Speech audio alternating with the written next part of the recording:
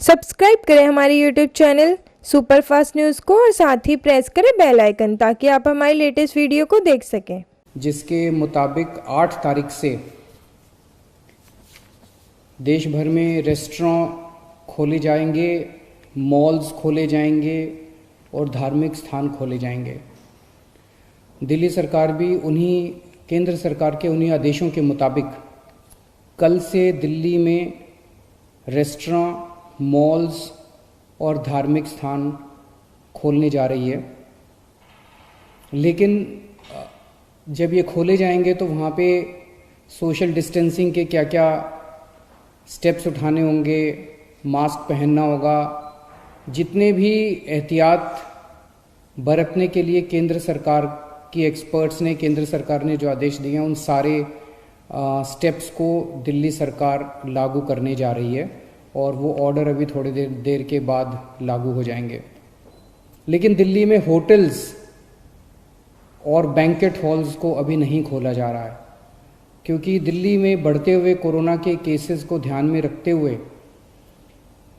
आने वाले समय में हो सकता है हमें कई होटल्स और बैंकेट हॉल्स को हॉस्पिटल्स के साथ अटैच करके उनको हॉस्पिटल्स में कन्वर्ट करना पड़े।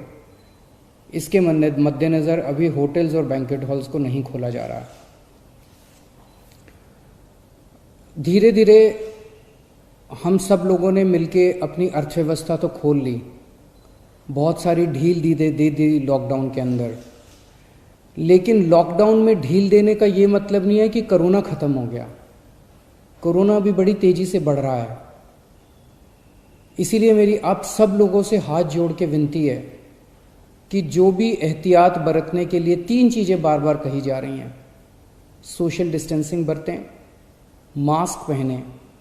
मैं देखता हूं कि कई लोग घर के बाहर निकल रहे हैं बिना मास्क पहने हुए। मास्क पहन के आप किसी पे एहसान नहीं कर रहे, मास्क पहन के आप अपने ऊपर एहसान कर रहे हैं। अगर आप एहतियात बरतेंगे तो आप कोरोना से बच सकते हैं।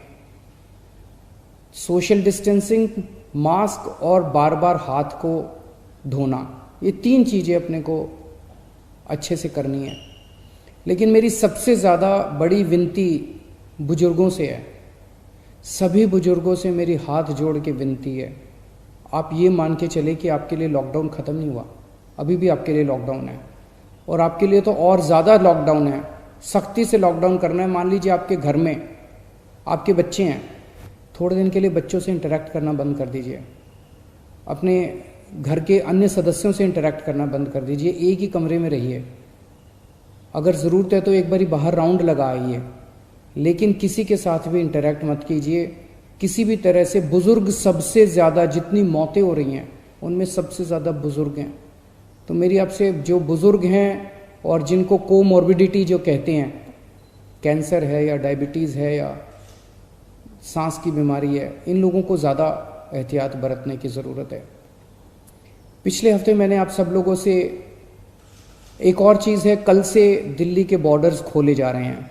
1 हफ्ता पहले हमने दिल्ली के बॉर्डर्स सील किए थे, इसलिए क्योंकि हमें ये लग रहा था कि अगर बॉर्डर्स खोल दिए तो देश भर से जो मरीज आएंगे और दिल्ली के अस्पतालों में इलाज कराएंगे, उससे दिल्ली के अस्पताल अभी जो कोरोना का इलाज कर रहे हैं, क्या उसको बर्दाश्त कर पाएंगे, क्या उस बर्डन को बर्दाश्त कर पाएंगे।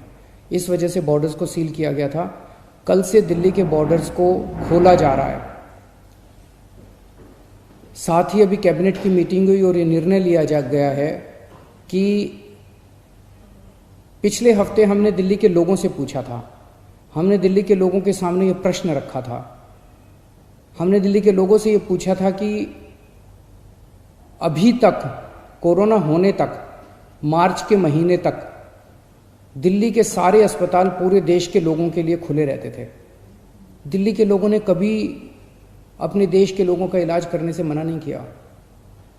किसी भी वक्त हमारे दिल्ली के सारे अस्पतालों में लगभग 60-70% मरीज दिल्ली के बाहर से, देश भर से लोग आए हुए होते थे। हमने कभी मना नहीं किया। लेकिन इस वक्त दिल्ली खुद बहुत बड़ी समस्या में है। दिल्ली में कोरोना के केस बहुत तेज़ी से बढ़ रहे हैं और उसके इंतजाम करने के लिए दिल्ली सरकार, आपकी सरकार बेड्स का इंतजाम कर रही है, चारों तरफ अस्पतालों में बेड्स का इंतजाम कर रही है।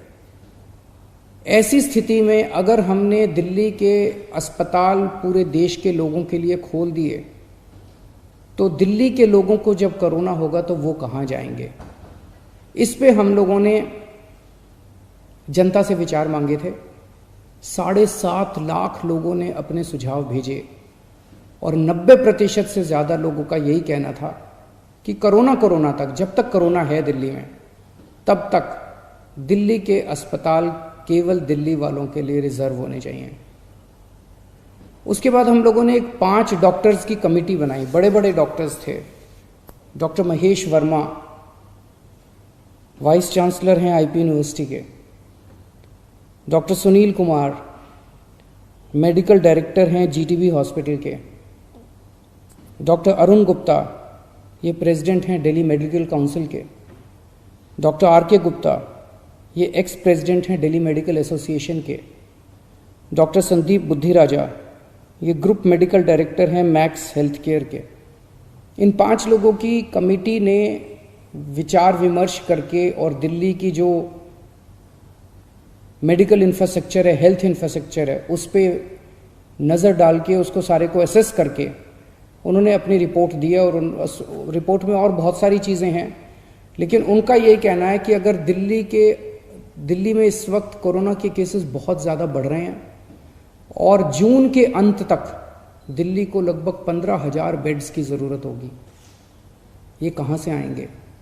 तो इसीलिए उनका ये सुझाव है कि दिल्ली के सारे अस्पताल केवल दिल्ली के लोगों के लिए कुछ महीनों के लिए होने चाहिए और दिल्ली के अस्पतालों को पूरे देश के लोगों के लिए फ़िलहाल नहीं खोलना चाहिए। उन्होंने ये कहा है कि अगर सबके लिए खोल दिया तो 3 दिन के अंदर आज जो 9,000 बेड दिल्ली सरकार ने कोविड के पेशेंट्स के लिए रखे हैं, ये मात्र 3 दिन के अंदर भर जाएंगे। इन सारी चीज़ों पे आज कैबिनेट ने गौर किया। अभी थोड़ी देर पहले हमारी कैबिनेट की मीटिंग थी और कैबिनेट ने गौर करके ये निर्णय लिया है कि हमें एक संतुलन बनाने की ज़रूरत है। दिल्ली सरकार में 10,000 बेड हैं, केंद्र सरकार में भी 10,000 बेड हैं। तो एक तरफ कल से हम बॉर्डर्स खोल देते हैं। बॉर्डर्स को खोलने के बाद दिल्ली सरकार के जो 10,000 दिल्ली सरकार के जो अस्पताल हैं, वो अस्पताल केवल दिल्ली के लोगों के लिए रिजर्व होने चाहिए। केंद्र सरकार के जो अस्पताल हैं उसमें भी 10,000 बेड्स हैं। वहाँ पे कोई भी देश भर से आके अपना इलाज करा सके, उसके ऊपर दिल्ली सरकार कोई आदेश नहीं पारित कर रही, उसके ऊपर कोई तो जो जैसे आज व्यवस्था है कि केंद्र सरकार के अस्पतालों में कोई भी जाके इलाज कराता है, केंद्र सरकार के अस्पताल सबके लिए खुले रहेंगे। प्राइवेट अस्पताल केवल दिल्ली वालों के लिए रिजर्व रहेंगे कोरोना तक। लेकिन कुछ प्राइवेट अस्पताल ऐसे हैं जो स्पेशल किस्म की सर्जरी करते हैं, जो सर्जरी बाकी देश भर में अवेलेबल नहीं है और लोगों को अपनी जान बचाने के लिए दिल्ली आना पड़ता है। जैसे ऑन्कोलॉजी सर्जरीज़ हैं, ट्रांसप्लांटेशन है, न्यूरो सर्जरीज़ हैं। इस किस्म की कुछ सर्जरीज़ जो कुछ चंद अस्पताल करते हैं, उन सर्जरीज़ के लिए देश भर से लोग अगर दिल्ली आके अपनी सर्जरी करवाते हैं, वो पूरे देश के लोगों के लिए खुला रहेगा। तो मुझे लगता है कि ये एक बैलेंस है जिसमें दिल्ली वालों के हितों की भी रक्षा होगी और देश भर से अपने जो नागरिक दिल्ली आके अपना इलाज कराना चाहते हैं, उनके हितों की भी रक्षा होगी। बहुत बहुत शुक्रिया।